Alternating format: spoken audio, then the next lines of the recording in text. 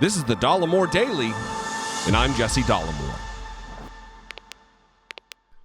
Something very few people ever thought would happen is happening in America, and that is one of the two main political parties in this country are now supporting an attempted overthrow of the United States government. Listen, I grew up in a small mountain town in northern Idaho where there was fondness for separatists, where militia members weren't looked upon as extremists or a scourge or the threat and the danger that they are. They were looked upon as patriots. That is wrong. It is flatly unpatriotic. I just given context. So I'm familiar with these types of characters. It's not so much a surprise to me.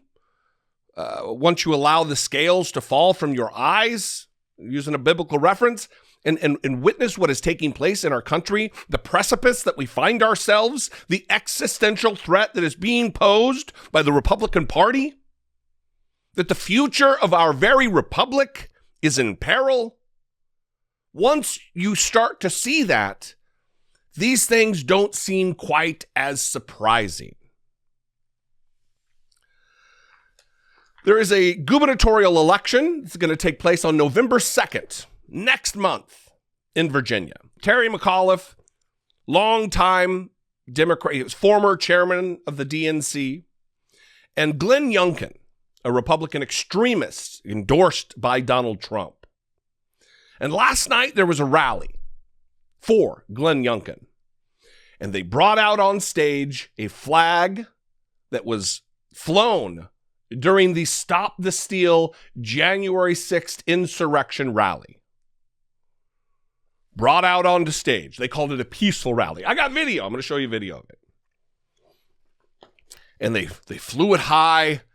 They commanded everyone to stand, and they pledged allegiance to this flag that had just been named as being flown at the insurrection. It is a remarkable moment in American history that we're all living through. I wouldn't say that we're getting to witness it, but we're certainly having to witness it. I'm going to read a little bit from this Newsweek article. During the Take Back Virginia rally in Henrico County, Martha Bonetta, the Republican host of the event, called someone to the stage who was carrying an American flag that was reportedly present at what was referred to as the quote-unquote peaceful rally with Donald J. Trump on January 6th. The Republican referred to the January 6th insurrection as peaceful, despite it resulting in the deaths of 5 people and a number of suspects being charged with violent offenses, including assaulting police officers. Bonetta then asked the crowd to stand up while those on stage turned and faced to the flag to recite the Pledge of Allegiance. Watch this remarkable, disgusting, sad threat to our democracy take place. I also want to invite Kim from Chesapeake. She's carrying an American flag that was carried at the peaceful rally with Donald J. Trump on January 6th. I ask you all to rise and join us as Mark Lloyd leads us in the pledge. Face the flag. I pledge allegiance to the flag of the United States of America and to the republic for which it stands, one nation, under God, indivisible, with liberty and justice for all. What do you say about something like that? This is open, tacit support for terrorism, for white supremacy, for a militia movement, an extremist movement that tried to overthrow the United States government. They believe these people are political prisoners who were arrested in the aftermath of the insurrection. and they're pledging allegiance to a flag, which is weird enough as it is. Look, I'm a former Marine. No, this is going to be an unpopular opinion. I think it's weird to pledge allegiance to a piece of cloth. That's just weird to me. But I will say this. It is not weird to them. They are deadly serious about the things they believe. And it is threatening to the rest of the nation, threatening to the rest of the inhabitants of our nation. Of course, Terry McAuliffe sounded off. He tweeted this. Glenn Youngkin was endorsed again tonight by Donald Trump at a rally where attendees pledged allegiance to a flag flown at the deadly January 6th insurrection. Beyond disturbing. This is sick. And Glenn is honored to have Trump's endorsement. Glenn Youngkin is a radical. And Virginia and Virginians would do well to jettison him into political history as yet another Republican loser in their quest to be Virginia governor.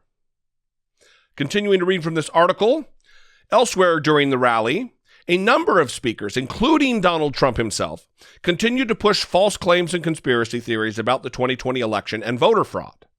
Those who appeared at the Take Back Virginia rally include Trump's former advisor, Steve Bannon, the same Steve Bannon who is now refusing to comply with a legally issued subpoena compelling his testimony regarding his role in January 6th insurrection. And Arizona Representative Mark Fincham, who previously appeared on stage during MyPillow CEO's Mike Lindell's 3-day cyber symposium conspiracy theory event that falsely claimed would reveal how the 2020 election was rigged. Because it was not. Nothing was revealed. Because he is also a liar and a conspiracy theorist. Another speaker at the rally was Virginia State Senator Amanda Chase, who in December of 2020 urged Trump to invoke martial law in the United States so the military can oversee a, quote, new, free, and fair election. These are the leaders of the Republican Party. No longer is it conventional nutbags like Liz Cheney. It is now Amanda Chase, Matt Gaetz, Marjorie Taylor Greene, Lauren Boebert, Kevin McCarthy, Paul Gosar. These are the types. Mo Brooks. These are the types who lead the Republican Party now, who are supporters of the failed coup against the United States. What do you think, though? I'd love to know. You can call, leave me a brief voicemail, 714-576-4054. Of course, you can email me daily at dollemore.com. Thank you for your time today. I appreciate it. Keep your head on a swivel because things, in my estimation, are likely to get worse before they get better. If Fiona Hill and General Mark Milley are correct, and the insurrection was but a dress rehearsal for something more violent and more extreme, we have to protect ourselves, and by doing so, our republic, our country. Follow me on social media. I'd absolutely love to connect with you there. Thank you again for joining me today. And if I bring you value, if I bring you a modicum of entertainment or information, I would very much appreciate your support helping produce my work. For as little as $2 a month, you can become a channel member here on YouTube, or you can go over to patreon.com/IDoubtIt podcast. All those are great ways to help produce and support what I do. If I'm not your flavor, I get it. I'm not for everybody. But if there is somebody out there on the platform, Farron Cousins or good old David Pakman or somebody else, those names are in my head because I recently stood in for David Pakman, but there's a lot of people out there. If somebody else does bring you value in this space, I'm sure they would appreciate it and could use your support very much. Anyway, I love you guys. I appreciate you. I'll see you next time. Until I do, be genuine. Take care of one another.